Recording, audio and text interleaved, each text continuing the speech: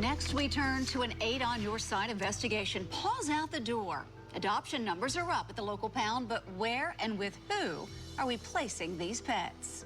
The kill rate at the Hillsborough County Animal Shelter is down. The live release rate is up. Sounds good, doesn't it? Yeah, that is until you catch a glimpse of what's happened to some of these little creatures. Senior investigative reporter Steve Andrews found while county leaders tout success, some of these sad stories, they're now shaking out. Yeah, these really are sad, especially when you think of these animals as beings instead of just numbers. What's wrong, pretty girl? Come here. Described as a happy wiggle-butt girl, Nicole came into Pet Resources as a stray in October 2015. 9 days later, she was adopted. In just 2.5 months, Nicole was back as a stray again. All they care about is that the paws are out the door. Who are we adopting these animals to? Well, if that animal came back as a stray, our system did not work the way it's supposed to. You think?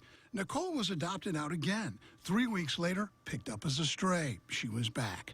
Tamar Barry, who runs a Facebook page called Rescue Me Tampa, kept tabs on her.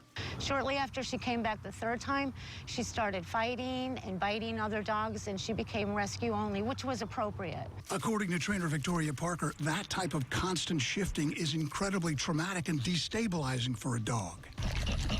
For me, I don't find it particularly surprising that her behavior was deteriorating because she was getting more and more anxious and more frustrated. Then a Jacksonville rescue arranged another adoption to a family with a dog. Within days, she was back. She bit the dog and a child.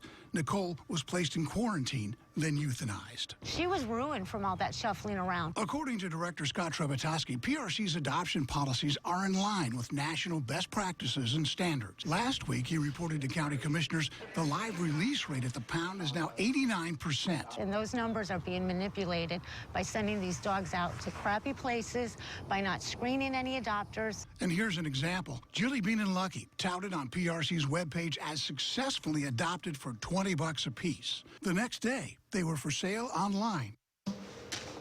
And they were for sale for $100 a shot. Quite a little profit in 24 hours.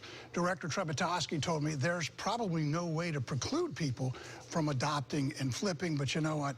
Better screening might help. Right. But if you place 1,000 animals or more, aren't you going to have problems in the first place? Well, they do place thousands of animals a year, and yeah, you're going to have some problems. But, you know, they used to have a program where volunteers would go with the dog to meet a family, and they'd be there for the first few weeks to help with any problems or as an outreach, you know. That's gone. Why?